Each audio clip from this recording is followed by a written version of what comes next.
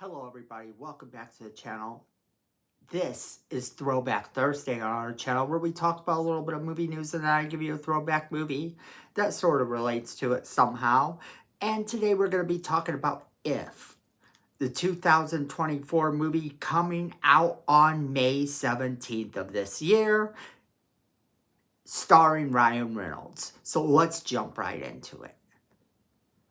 Now, we talked a little bit about the movie Imaginary, the horror movie about the imaginary friend, and I mentioned If, which got me intrigued about this movie as well. What does this movie bring to the table? Well, it's directed by John Krasinski, and he is also the guy who brought us The Quiet Place. So my question then becomes, why didn't he do the horror version of the Imaginary Friends movie? Well, it shows that he can be comical as well. He did star in some comedy stuff before, so he does have comical chops. It was actually the horror that surprised everyone, not the fact that he could do comedy. And not only does he direct, write, and produce this movie, but he also stars in it as well. But the main star is young Bee, a girl who can see imaginary friends. This girl gains the ability to see imaginary friends who have been abandoned by the kids they helped. She then decides to help her neighbor, played by Ryan Reynolds, who also sees them, rescue these imaginary friends, maybe find them new homes or something like that. Well, that is the concept of this movie, and it is absolutely crazy. But it's crazy in the way that it might work. The movie sort of, in that roundabout way, sets something up that could be the next Ghostbusters. It could be the next Beetlejuice. When a movie comes along like this that has this cute premise, it brings people's imaginations to life. And there's always room for that in movies. Definitely. And with this movie coming out not too far from now, on May 17th of this year, we can expect that we're going to find out if this movie or Imaginary will warm the hearts of fans and or scare them to death. Because while Imaginary is a horror movie, this one is our comedy version of the same premise, of the same type of thing. Only this one's treated much more lighthearted, and there are multiple imaginary friends in the movie. So I don't know if it was a coincidence that they both came out at the same time. Probably pretty close to being a coincidence. It's just crazy to me to think about all the different times that you'll see one type of movie come out and then a bunch of other movies will just follow suit. And it almost seems like the studios greenlight these movies at the same time on purpose to compete with one another. And you can't really call these two movies competition for each other. Or can you? Because they are both about imaginary friends, and because they are both about imaginary friends, you have to wonder which one's going to be more successful. Me personally, I think that this movie has the possibility to become bigger than what it is. This movie has the possibility to become something else. Maybe a cartoon or even a television show.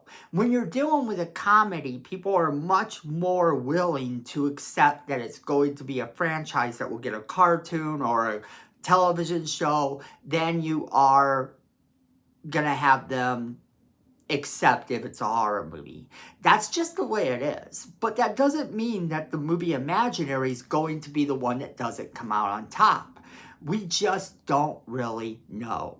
Now, with Ryan Reynolds in this cast and You have Louis Gossett Jr., you have Emily Blunt, Phoebe Waller-Bridge, Steve Carell, Matt Damon, Maya Rudolph, Jon Stewart, Sam Rockwell, and Awkwafina, all kind of throwing their voices out there to be the imaginary friends that make this movie go around. This movie seems like it is going to be a lot of fun. This movie seems like it will be cool. And if nothing else, you can almost guarantee that it will be a hit with the younger children, that maybe some of the jokes, that they have more adult-themed jokes, would go over their heads. The children will absolutely love this movie, and that's not a bad thing. That kind of does make it so that it has that chance of becoming some sort of television show, animated or otherwise. That kind of does make it the chance that this does have that vibe to it. And it also kind of brings adults to the table as well, because who doesn't like to laugh? And Ryan Reynolds is one of the funniest people that you know. Ryan Reynolds is just comedy gold in terms of today's comical movies, where I feel that right now he really can't do a whole lot that's wrong. So Ryan Reynolds is keeping very busy, and why not? He is the leading man you want to go to if you want to go for the comical leading man. And even John Krasinski knows this, and that's awesome. To put him in this movie as a guy who sees imaginary friends just intrigues me even more. It really does. Him being in this movie is the huge selling point for it, for a lot of people. And the rest of the cast looks really good. So I am super down to see this movie. I am down to see what this movie brings to the table in terms of future revenue. Is it going to get to be a franchise? Is it going to have a sequel? Are they going to do a prequel to the movie? Because we all know they like to do that as well. Anything is possible. And the sky is the limit for this film. But we'll just have to wait and see. This movie could be amazing. This movie could be the next Beetlejuice, like I said. This movie could be the next Ghostbusters, like I said. This movie could be really great. But I'll tell you what this movie won't be. And that is our throwback movie of the week. And our throwback movie of the week is Drop Dead Fred from 1991. It is a black comedy film that came out from New Line Cinema, starring Phoebe Cates as a woman named Elizabeth Cronin, who starts to see her imaginary friend after her husband, who she separated from, reveals that he wants a divorce. She suddenly starts to see her imaginary friend, a man named Drop Dead Fred. Now, this movie was a bit crazy at the time that it came out, but the movie didn't really land. The movie wasn't the huge success that I'm sure they anticipated it was going to be. It didn't get to be Beetlejuice. It didn't get to be Ghostbusters. This movie didn't get to be a lot of the things that it kind of wanted to be. However, the movie is not without its charm. And a lot of that charm comes from Rik Mayall, who plays the title character of Drop Dead Fred. And he's just wild and crazy, and you're there for the ride the entire time. Phoebe Cates is absolutely amazing, as she always is, and the movie's very charming. The movie just didn't make the impact that they really hoped. However, it has become quite the cult classic. And the movie has all of these wonderful little moments in it. And it's not It's not for extremely young children. There is some adult themes in the movie, obviously. But what it is, at the heart of things, is a really cute, charming movie. And you could do a lot worse than to watch this movie if you want to prepare yourself for either one of these Imaginary Friends movies. Because this one being a black comedy about an imaginary friend who isn't always the nice, charming guy, but he's never evil. He's never evil to the Phoebe Cates character, but he did do a lot of things to get her in trouble. But who hasn't had that? If you were a kid with an imaginary friend, your imaginary friend, you always said, told you to do things. And who's to say that they didn't?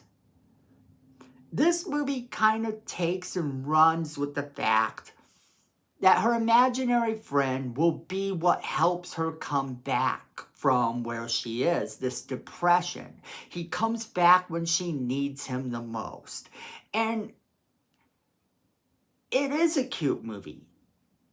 It does have a very adorable little plot that brings to mind Beetlejuice, that brings to mind Little Monsters and other movies of that sort. I think that this movie actually did very good.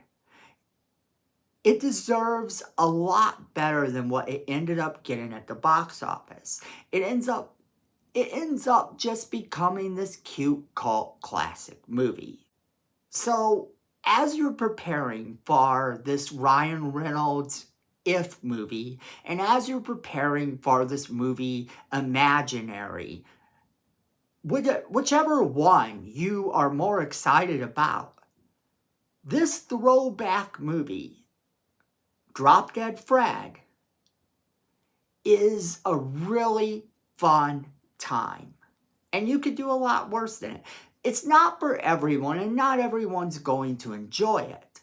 But if you have seen it, I want to know what you think. So make sure you're leaving us that comment in the comment box below.